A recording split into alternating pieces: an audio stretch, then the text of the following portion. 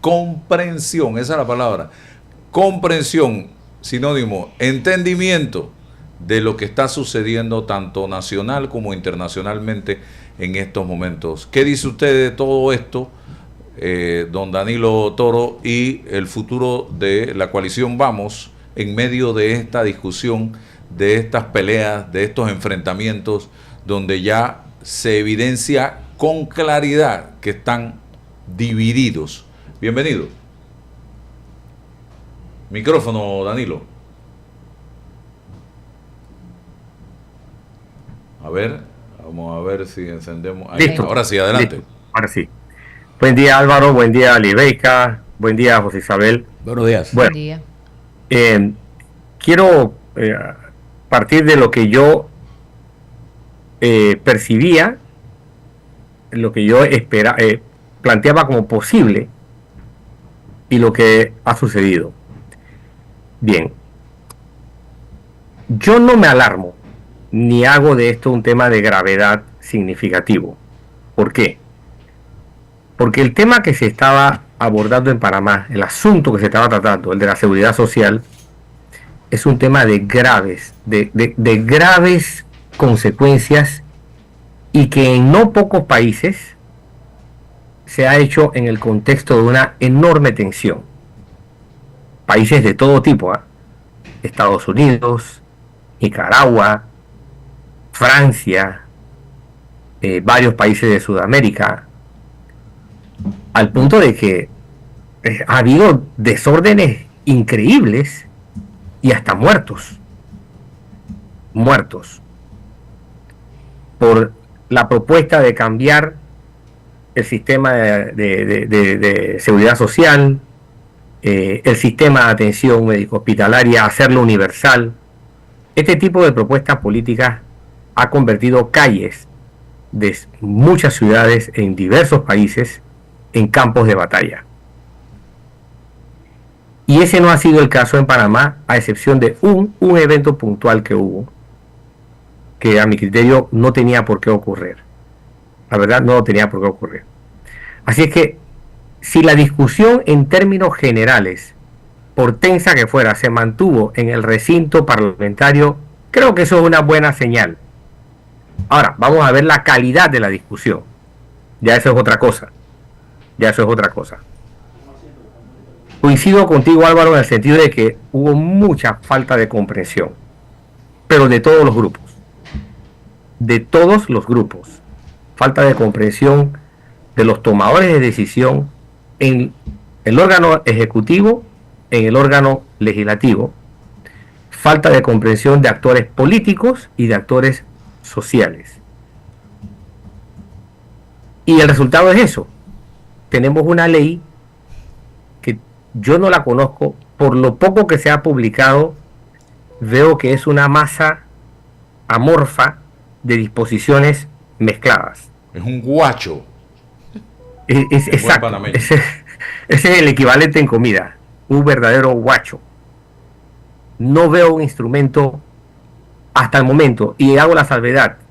Puede que cambie de opinión en la medida en que espere que se publique la ley. Pero hasta donde conozco, no le veo un cuerpo de orientación claro, porque una ley debe tener un cuerpo, una orientación hacia dónde quiere ir, cuál es su propósito, cuál es su fin. Es lo que los que debaten leyes llaman al principio la intención, la motivación de la norma. No, tú no sabes a qué responde la norma finalmente. ¿Y por qué no lo sabes? Bueno, porque hay que compararla con dos cosas. Lo primero, con lo que propuso el Ejecutivo, y lo segundo, con lo que argumentó el Ejecutivo, o sea, sus impulsores. Y yo estoy sorprendido, en la medida en que durante varios meses, desde septiembre, octubre del año pasado hasta marzo de este año, o por lo menos hasta fines de febrero, se nos argumentó que subir la edad era algo no negociable si se quería salvar la caja del Seguro Social. ¿Ok? Era algo no negociable junto a otras medidas que se adoptaron. Sin embargo, sale de la legislativa una norma de la que todo el mundo se enorgullece que no se tuvo que subir la edad. Entonces, algo no se nos explicó claro. Algo no se nos explicó claro. O ya sea la condición de la caja, o no se comprendió en qué condición real está la caja, porque no solamente no se subió la edad, sino que la pelota se patea para dentro de 6 años. Con lo cual quedo todavía más sorprendido. Esa es la primera de las contradicciones de fondo. Y veo que todo el mundo se alegra, incluso actores internacionales, porque hay instituciones, organizaciones que influyen en las calificaciones a Panamá, que demuestran cierto grado de optimismo con lo que ha salido. Y lo segundo, el hecho de que la advertencia de que el país iba a caer en una especie de caos económico si no se aprobaba la ley propuesta por el Ejecutivo, ni los de afuera ni los de adentro parecen estar preocupados por eso. Entonces, esto a la larga va a confundir más a la población, porque dentro de 6 años no creo que vaya a darse una lectura más realista de lo que se pudo haber dado hoy. ¿No? Si había la gravedad que se argumentó, es como que yo tuviera grave y me dijeran, no, es que tú necesitas la operación hoy. Y luego al final, el mismo que me dice, no, es que tú necesitas la operación, me dice, no, tú estás mal, pero puedes esperar 6 años para operarte. Entonces, explícame, ¿hay alguna falla en el diagnóstico? ¿Qué es lo que hay realmente? Segundo, las diferencias políticas de un grupo como Vamos, las veo dentro de la dinámica de este grupo, de esta naturaleza de grupo, las veo explicables. No me preocupa, no la veo como un signo de deterioro, de degradación. No, la veo como un evento que ellos tendrán que superar. Y tendrán que superarlo por 2 razones. Primero, porque si quieren sobrevivir como grupo, tendrán que aprender de esta experiencia. Recuerden que es un grupo relativamente joven. Son personas, no solamente un grupo joven, son personas jóvenes en un grupo joven. Y si tienen espíritu de docencia y de autoaprendizaje, pues aprenderán mucho. Cosa que no se contaminen de lo que acaba de describir José Isabel, que padecen los partidos políticos. Yo le doy a ellos el beneficio del aprendizaje en el tiempo. Lo que haya ocurrido en su dinámica interna, deben someterla a una crítica interna, discutirla y luego vertirla en el público para que el público también aprenda cómo evolucionan los grupos políticos. Los grupos políticos no son estáticos y ellos, si quieren tener futuro, tienen que evolucionar. Los partidos políticos no evolucionaron y están pagando hoy el precio de no haber sabido evolucionar, sino de arraigarse a los vicios y catástrofes que generaron a lo largo de la historia. Los discursos de adversarios de Vamos, obviamente son discursos de oportunidad, por no decir de oportunismo, que iban a salir, porque cualquiera que se haya sentido afectado, porque fue desplazado del poder o criticado por un movimiento como el de Vamos, sentirá que tiene ahora la oportunidad de poder tirarle su poco de piedra o su balde de lodo a Vamos. Pero bueno, yo en lo personal considero que son dinámicas políticas que se dan, vamos a verla, pero al final, en el fondo, mi gran crítica o mi gran preocupación es no percibir políticas públicas claras. Se me desdibujó cuál es la política pública de seguridad social que el Estado por fin quiere concebir a través de sus tomadores de decisión, tanto en el Ejecutivo como en el Legislativo. Lo tengo totalmente desdibujado. Y eso no hace otra cosa que posponer el problema, alargar la crisis, hacerla más larga de periodo y crear, por incomprensión, como dices tú, Álvaro, una confusión de enormes proporciones. No estoy diciendo si se debe imponer el aumento de la edad, no estoy diciendo si se debe subir X o Y cantidad de porcentaje, no, lo que estoy diciendo es que hay algo más básico que eso. Hay un déficit de explicación y de comprensión tanto en el diagnóstico, la situación del problema, como ahora en la salida del problema. A mi criterio, hay más confusión que antes, a pesar de la felicidad de los actores que han tomado decisión. Le pregunto al ingeniero Blandón y le pregunto a Danilo Toro, porque yo ayer hablaba, como acostumbro a hablar, con el corazón. El país va rumbo al despeñadero si es que ya no llegamos.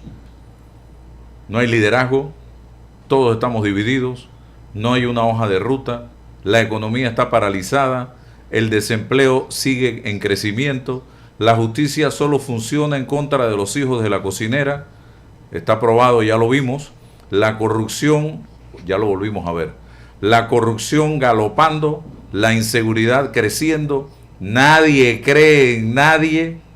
Perdonen mi pesimismo, pero si tienen algo bueno que decir, por favor díganlo, que así veo yo las cosas en este momento. La pregunta es, ¿alguno de ustedes sabe para dónde vamos?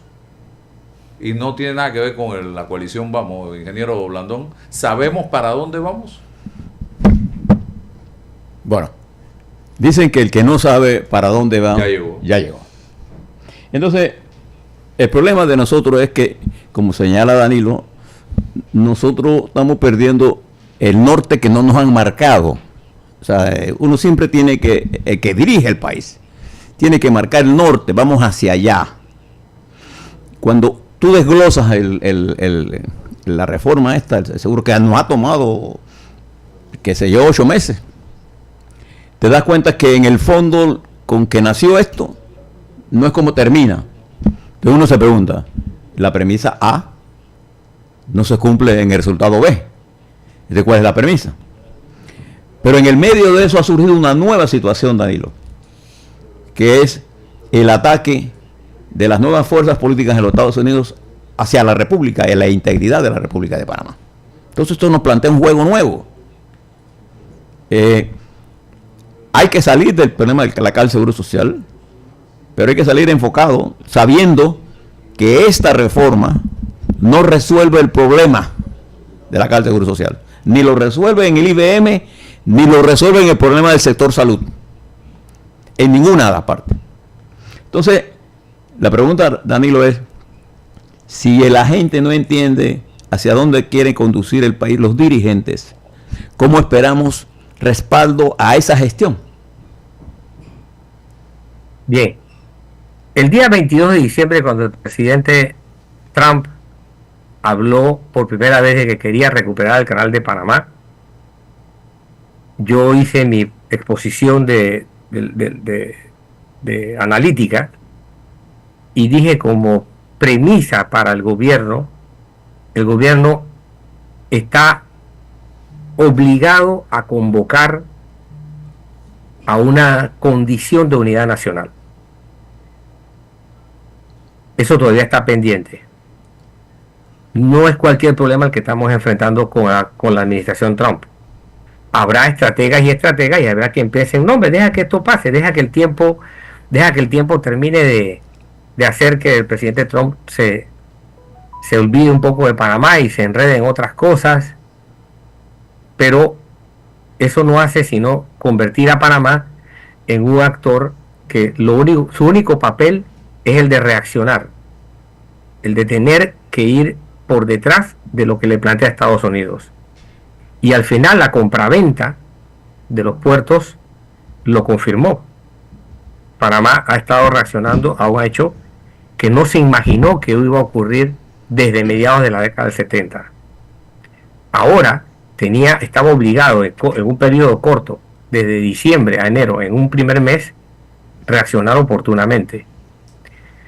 Soy del criterio de que todavía esta tarea pendiente es obligatoria y nosotros, el país tiene que saber cómo plantearse una verdadera estrategia.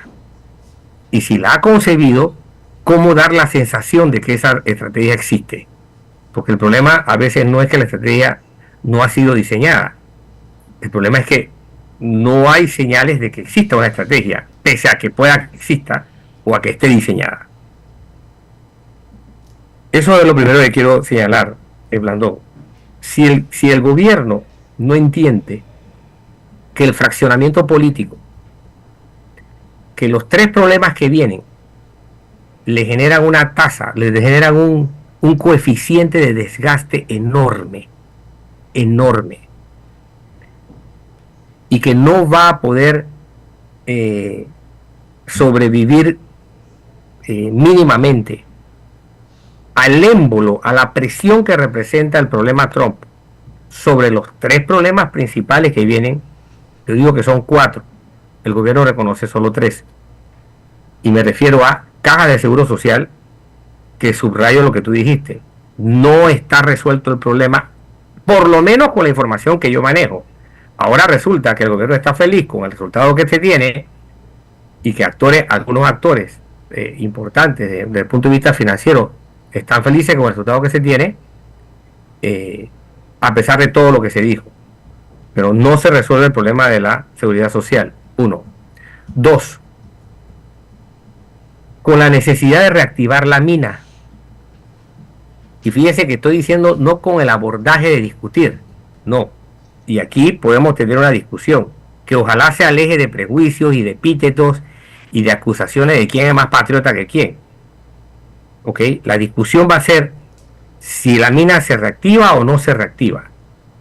¿Ok? Y el gobierno, a pesar de que ha tenido un repunte económico, a pesar de que ha crecido en su economía, sigue dando señales de que su obligatoriedad de abordar el problema minero es ya. ¿Por qué? Porque ese faltante económico sigue notándose. El desempleo es un factor de ingobernabilidad, de choque, de destrucción del tejido social. Es uno de los factores más importantes, no es el único, pero es uno, tal vez el más importante de esos factores, o uno de los más importantes. Y el tercer problema, el problema del agua para el canal, del agua para la población. Que la ACP, fíjense lo que ha hecho la ACP en los últimos días. Decir que este es un problema que tiene, al igual que la Caja de Seguro Social, parece que el 6 es el número mágico de Panamá, se lleva un sexenio en resolverse. O sea, se lleva todo este periodo y parte del próximo que no sabemos cuál va a ser, de gobierno. Oigan, es mucho optimismo apostar que Panamá va a estar lleno de felicidad dentro de 6 años. Es mucho optimismo realmente. Entonces, estamos frente a 3 problemas que la población no tiene capacidad de esperar 6 años por el desempleo, por las necesidades en materia de seguridad social como sistema, por la necesidad de agua. Y hay otros 2 problemas, yo dije 4, pero tienen muchísima relación, que son los problemas estructurales que hay en la educación, para mí el más grave de todos los problemas, y que de ellos se descuelgan importantes problemas en la administración de justicia, que implica la convivencia pacífica, las condiciones de seguridad con que debe vivir una población.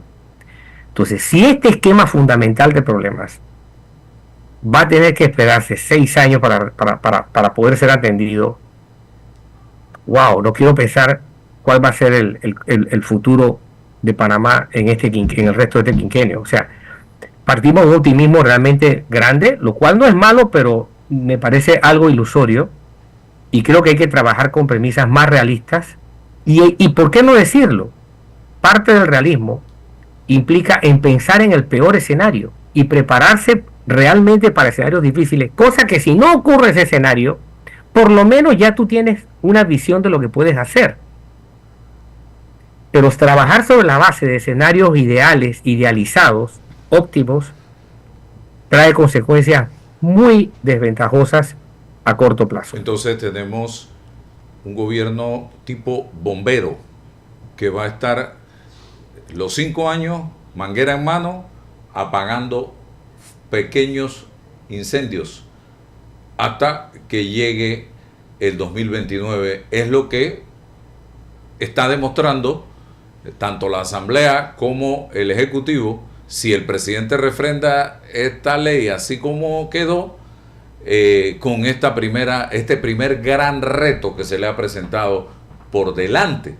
Esa es la conclusión que yo llego. Y la pregunta que me hago en este momento, ¿qué papel está jugando un cuarto bate como Ricardo Martinelli en todo este escenario en estos momentos? Porque él no está aislado de la situación que está viviéndose en el país y en la Asamblea Nacional en la actualidad. Él está con las fichas en la mano jugando ajedrez en el tablero. ¿Qué piensa Danilo Toro y Blandón al respecto? Bueno, él es un actor. El gobierno actual permitió que se instalara en la Embajada de Nicaragua otro gobierno, no con la formalidad ni con la vistosidad que tienen los gobiernos que compiten por el poder, pero desde el punto de vista operativo, donde se toman decisiones por reuniones, por instrucciones que se dan, pasa, ¿no? Y en la Embajada de Nicaragua ocurren dos cosas. Hay mensajes que tienen efectos y se dice mucho con lo que no se dice o con lo que se dice entre líneas. Ciertamente ha habido un cambio desde la Embajada de Nicaragua, en el sentido de que ha habido menos información política basada en redes sociales, pero eso no deja de ser un centro de convergencia política y de discusión política, no resuelto por el gobierno actual, gobierno. Si llegó a un acuerdo con la nueva embajadora de Nicaragua sobre el futuro del presidente Martinelli, no lo sabemos porque el presidente no lo ha anunciado. Pero lo cierto es que el presidente Mulino no se ha quitado la sombra de Ricardo Martinelli de encima, y a Ricardo Martinelli tampoco le ha preocupado el negar que esa sombra existe, aun cuando efectivamente ha disminuido notoriamente su participación en redes sociales.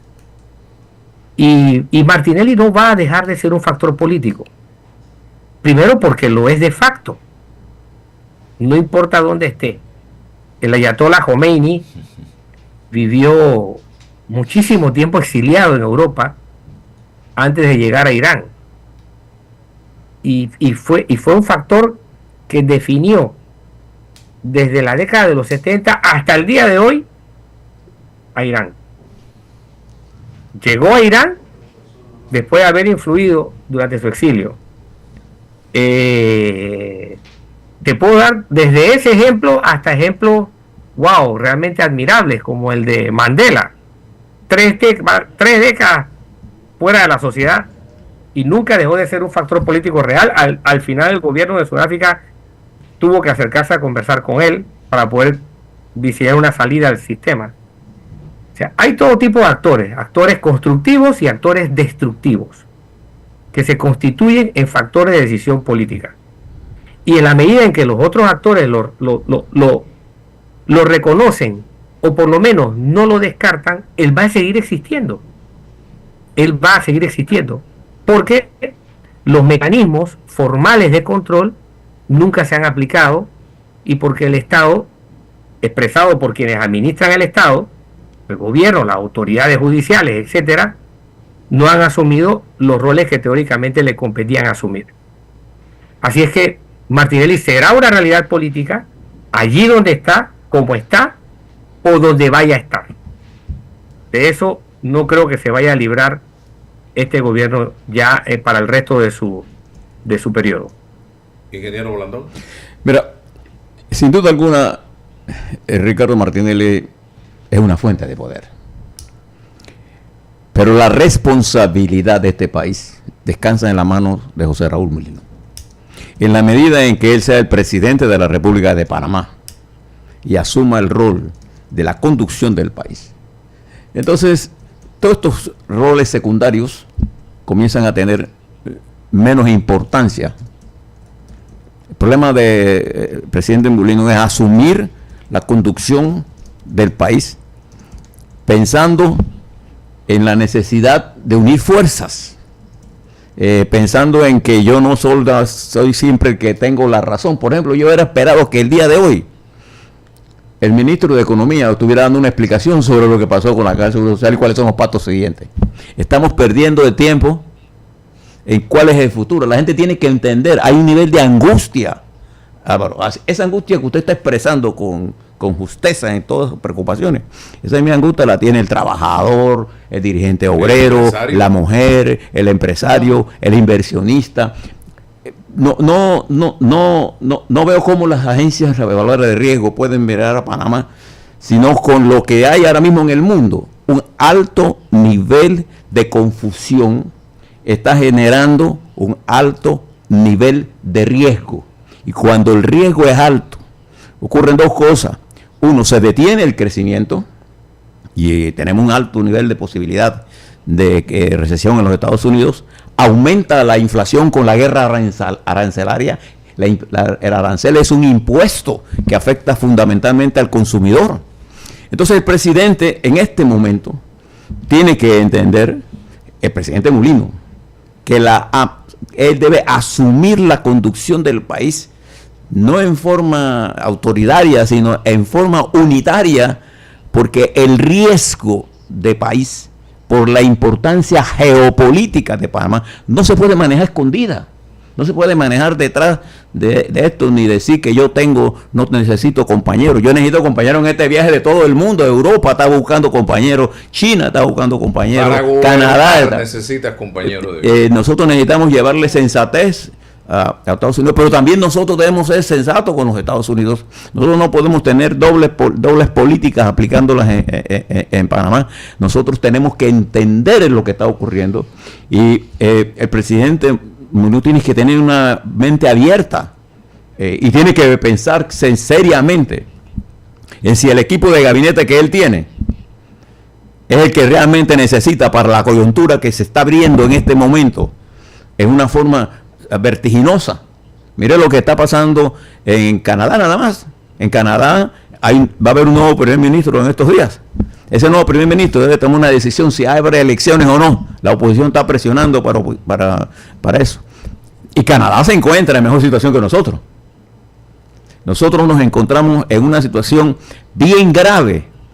No se ha perfeccionado este tema de la venta de los... Hay una promesa que tiene que pasar por una serie de perfeccionamientos, de promesa de compra, no solamente de los puertos de Panamá, sino del mundo, que va a generar un monopolio. Entonces uno tiene que preguntarse, ¿qué es lo que más le conviene a Panamá? ¿No? El silencio, el conocer para dónde vamos y bajar el tono de la confrontación para entrar en el tono del entendimiento. Ese es mi planteamiento serio. Yo creo que en la medida en que el presidente Mulino entienda que su compromiso es con la nación. Martinelli es parte de la nación, pero si su pensamiento importante va a estar generado en torno a Martinelli, estamos muertos, porque él va a ser un factor en la medida en que Mulino sea débil, Martinelli es fuerte. Y no es que Martinelli sea débil o fuerte o no, Martinelli es un factor político que existirá como existen todos los políticos. El PRD deja de ser un factor porque perdió las elecciones. No, es un factor político. No es que lo están viendo en la asamblea, sí, pues ahí está el factor político. Panameñismo, sí, como no, es una fuerza política importante. No, pero es una fuerza política, Álvaro. Los sindicatos, nos guste o no nos guste, juegan un papel importante. ¿Quiénes son los que mueven la gente en la calle aquí en este país? Entonces, uno tiene que entender lo que está ocurriendo. Mire lo que está pasando en Nicaragua. Henry Ruiz, el comandante Henry Ruiz, detenido en su casa porque Ortega no lo deja salir y tiene 81 años y está grave, está enfermo. Entonces, él también cometió un error con las jubilaciones. ¿Se acuerdan cuando y eso le costó 300 muertos? En Panamá nosotros tenemos gente muerta de miedo, preocupada. Usted puede cortar la ansiedad en el ambiente. Esta preocupación que usted está expresando aquí es una preocupación que está en consonancia con lo que piensa la sociedad.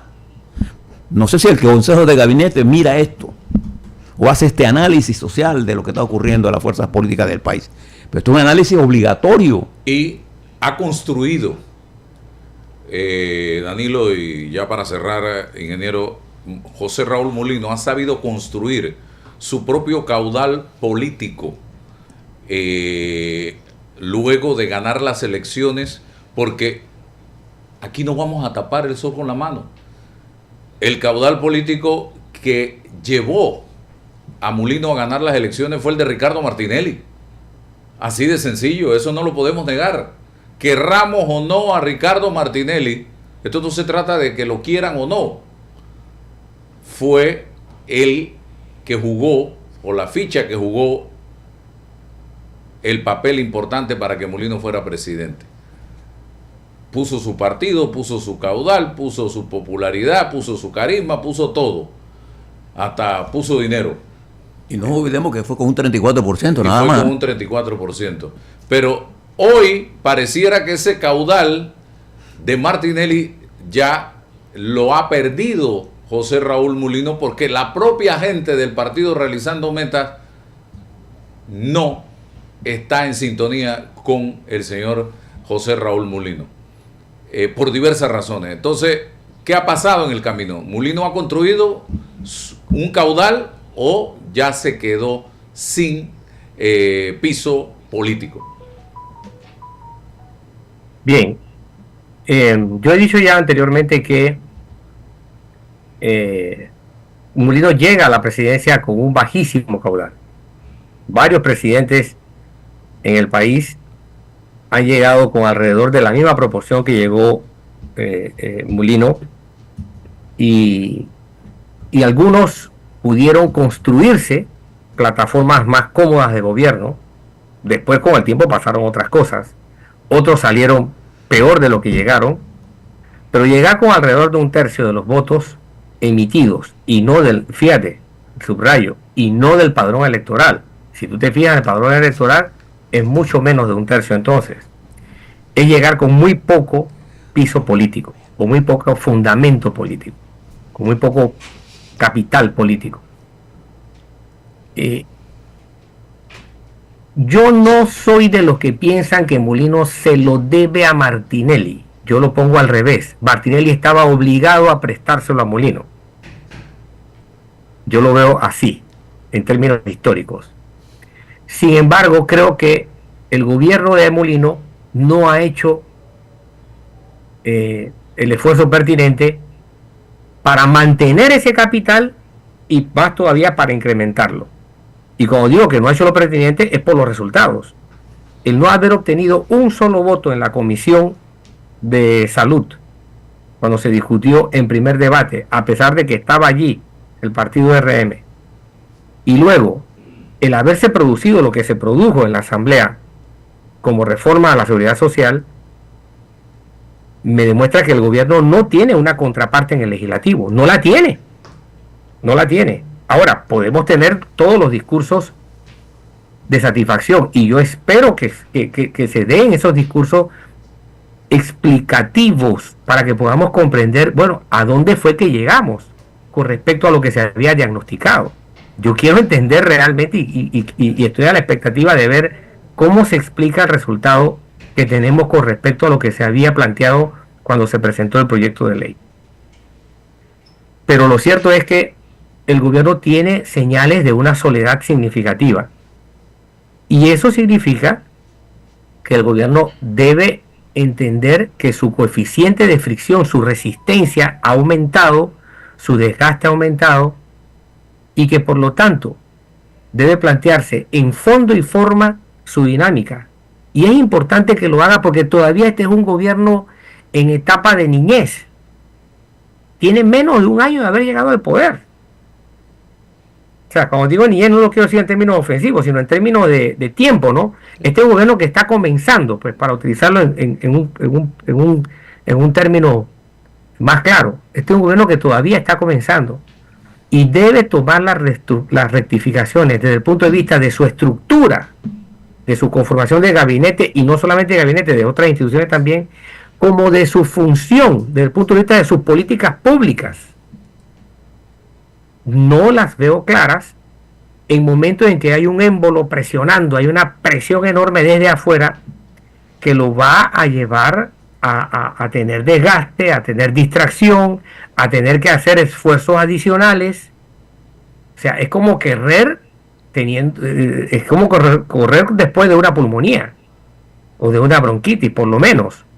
Eso es muy exigente. Y al gobierno se les va a exigir correr. Se les va a exigir correr.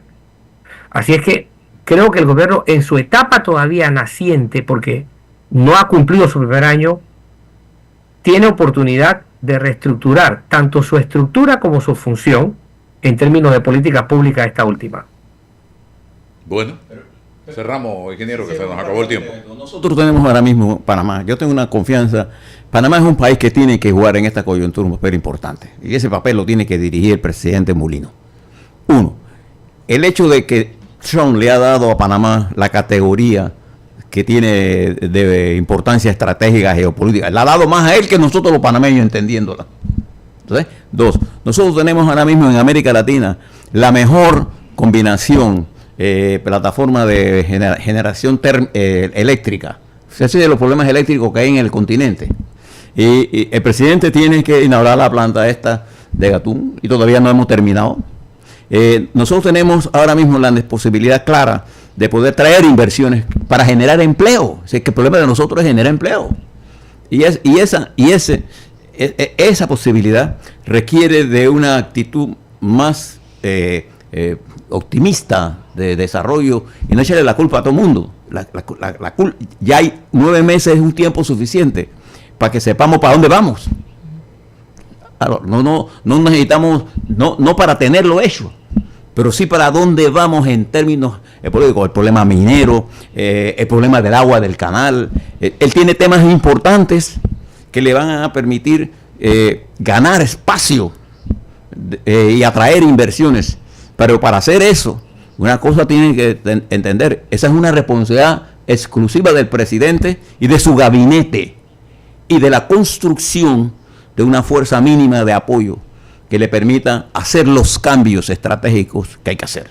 Bueno, gracias Danilo por estar con nosotros esta mañana aquí en Noticias 180 Minutos.